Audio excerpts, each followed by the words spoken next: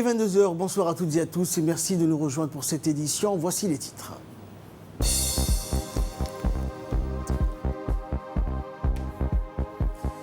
Les experts et médecins chinois ont visité l'hôpital régional d'Arta.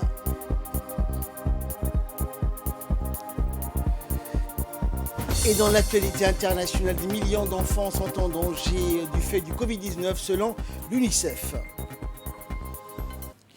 Et nous débutons cette édition par ce point de presse du ministère de la Santé, un bilan de la situation du Covid-19 qui nous est présenté depuis le début de la crise de cette pandémie du Covid-19 à Djibouti. Écoutons le secrétaire général du ministère de la Santé. Point de presse sur la situation du Covid-19 à Djibouti. Ce lundi 4 mai se présente comme suit. 366 tests réalisés, 4 cas se sont révélés positifs. Il s'agit de personnes de contact. 27 cas sont déclarés guéris. Le résultat que nous présentons aujourd'hui constitue en fait le cumul des résultats de routine des 2 jours passés. En effet, en raison des enquêtes de prévalence à grande échelle qui se déroulent sur le terrain, les techniciens de prélèvement et de laboratoire effectuent un nombre limité de tests de diagnostic habituels. Aussi, nous constatons à travers ce résultat que les cas de Covid-19 diminuent de jour en jour à Djibouti, alors que le nombre de personnes guéries augmente. Cela prouve que la situation épidémiologique en République de Djibouti évolue de façon favorable. Toutefois, cela devrait se confirmer par les études d'échantillonnage de grande ampleur qui s'opèrent actuellement dans la ville de Djibouti et qui vont s'étaler sur toute la semaine. À ce stade, il est donc encore plus important de rappeler à la population de rester vigilante et d'appliquer les mesures barrières de façon encore plus rigoureuse. C'est la seule façon de venir à bout de cette épidémie dans le meilleur délai. Enfin, comme toujours, je vous fais le rappel global de la pandémie à Djibouti. 14 222 tests ont été réalisés, 1116 cas positifs au Covid-19, 713 personnes sont confirmées guéries et toujours nous déplorons 2 décès. Également dans l'actualité, toujours concernant la situation de la pandémie du Covid-19, dans le cadre de la riposte contre cette pandémie, une équipe composée de médecins et d'experts chinois s'est rendue hier à l'hôpital régional d'Arta, qui est sous tutelle de la CNSS. Cette équipe est arrivée donc jeudi à Djibouti. L'équipe a été accueillie par le directeur régional de l'hôpital, le préfet de la région, le président du conseil régional et des médecins en place à l'hôpital. L'équipe d'experts chinois est composée de 12 médecins spécialisés dans des domaines comme l'infectiologie, la chirurgie générale, l'épidémiologie, les maladies respiratoires. Très expérimentés dans leur métier, ils ont combattu au premier front dans la lutte contre le Covid-19 en Chine. Ces experts vont rester pendant une dizaine de jours à Djibouti. Ils partageront également avec leurs homologues djiboutiens les expériences de riposte contre les maladies. L'arrivée de cette équipe d'experts chinois à Djibouti est l'illustration parfaite du soutien ferme de la Chine qu'apporte donc à Djibouti dans le combat contre le Covid-19, une nouvelle preuve de l'amitié et de la solidarité entre les deux peuples et les deux gouvernements. Il est à noter que l'équipe chinoise a ramené cette fois-ci dans le même avion un lot de matériel médical offert donc à la partie djiboutienne.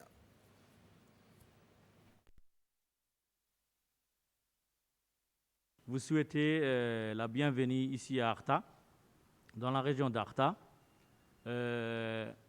principalement la délégation chinoise qui sont venus à Djibouti pour nous appuyer dans le domaine médical. Je parle au nom du préfet, du représentant de l'État, et je vous souhaite la bienvenue à Arta. Voilà. Écoutons à présent un mot donc, du représentant du ministère de la Santé qui accompagnait cette équipe. Vous remercier au nom du ministre de la Santé pour l'accueil chaleureux qui a été fait pour la délégation chinoise, 12 experts qui sont venus renforcer les personnels soignants djiboutiens qui ont déjà fait preuve de professionnalisme et de dévouement dans le cadre de la gestion du Covid-19. Je tiens à réitérer et à remercier les directeurs de l'hôpital d'Arta, les autorités locales de la région d'Arta pour réellement nous faciliter durant le séjour les experts chinois qui sont là avec nous afin de mieux nous préparer dans le cadre du contrôle de l'épidémie et de la gestion contre le Covid-19. Toujours en nouvelles du pays, l'enquête sur la prévalence de la pandémie du Covid-19 à Djibouti-Ville et dans la commune de Balbala. Nous avons pu suivre donc les équipes dans les quartiers de Hayablé et de Warabalei où les enquêteurs ont procédé au prélèvement nasopharyngé et oropharyngé ainsi qu'à la collecte de crachats. L'enquête va couvrir l'ensemble de la population âgée de plus de 6 ans de la ville de Djibouti, soit 1500 ménages regroupant au total 7200 individus. Les résultats de cette enquête permettront aux décideurs politiques, sur les bases factuelles épidémiologiques et statistiques, dans la gestion du plan national de riposte contre le Covid-19. Cette enquête permettra donc au gouvernement d'évaluer l'impact du confinement sur la dynamique de la maladie, notamment sur le niveau de la transmission communautaire. Et dans le cadre de la réponse humanitaire donc, et sociale contre la pandémie du Covid-19, le ministère des Affaires sociales et des Solidarités, en collaboration avec le Haut Commissariat aux réfugiés, a commencé donc, jeudi 2 mai dernier distribution de coupons alimentaires en faveur des populations réfugiées et hôtes dans la capitale djiboutienne. En effet, cette opération conjointe vise à atteindre une cible de 1200 ménages bénéficiaires vivant dans une situation précaire en cette période de crise sanitaire et sociale. Les travailleurs sociaux accompagnés des agents du HCR sont répartis dans les quartiers de la capitale avec pour mission de distribuer les bons aux ménages. Et notre équipe donc, a mené une enquête concernant le nouvel arrêté du ministère du Travail chargé de la réforme de l'administration. Écoutons à ce propos le directeur donc, chargé du maintien donc, et de l'application de cette nouvelle règle. Aujourd'hui, je viens ici pour féliciter par l'arrêté qui est sorti, l'arrêté 49 par le président de la République, qui vient en réponse du décret qui a été promulgué le 23 mars 2020, le jour du confinement. C'est historique aujourd'hui, c'est que pour la première fois, le secteur public vient secourir le secteur privé. Nous saluons donc la promesse qui a été faite par le président et le ministère du Travail qui n'a pas ménagé ses efforts. C'est un soutien financier pour toutes les entreprises, sachant qu'aujourd'hui, parmi les secteurs les plus touchés est le secteur du bâtiment, qui est en arrêt depuis le 23 mars 2020. Donc nous accueillons favorablement ces décrets qui viennent de sortir et qui est satisfaisant pour toutes les entreprises à Djibouti. Notre équipe a également recueilli donc les réactions des salariés concernant ce nouvel arrêté du ministère du Travail. Nous les écoutons. wasaaradda shaqaalaha ayaa noo shaqeynaysa xilliga soo joogto aan jalla nimanay annagiyo shirkaddan la shaqeynaynay oo nooga riday labadii bilshii aan qaadano mushaharkii aan ku qaadanay oo maanta ma celinaya Ismaaciil Cumar Giile iyo wasaaradda shaqaalaha gebigooda dhammaan.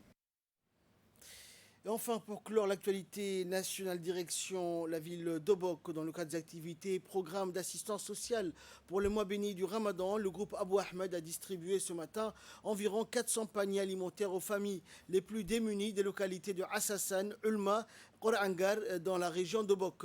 Le processus de distribution a été supervisé par le député Abdou Kamil et du sous-préfet de Korangar, Ahmed Mohamed Ali, en présence notamment des représentants du donateur. En effet, les familles bénéficiant de ce geste humanitaire ont reçu des sacs de riz, de sucre, de farine ainsi que de l'huile, des dattes, du lait en poudre, des tomates et des pâtes.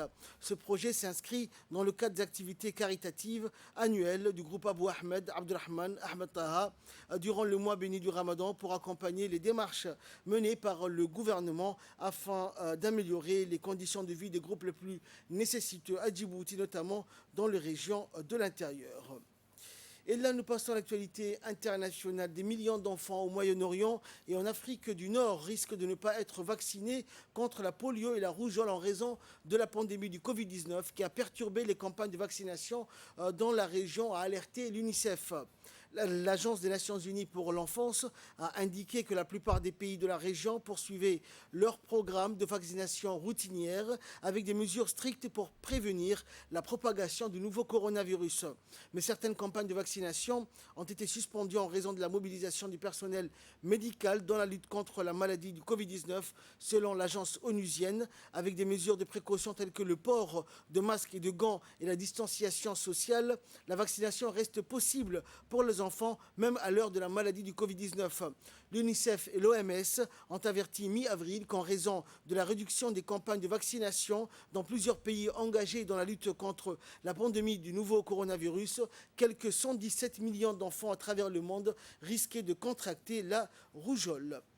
C'est ainsi que prend fin cette édition. Merci de l'avoir suivi. Excellente soirée sur Télé Djibouti.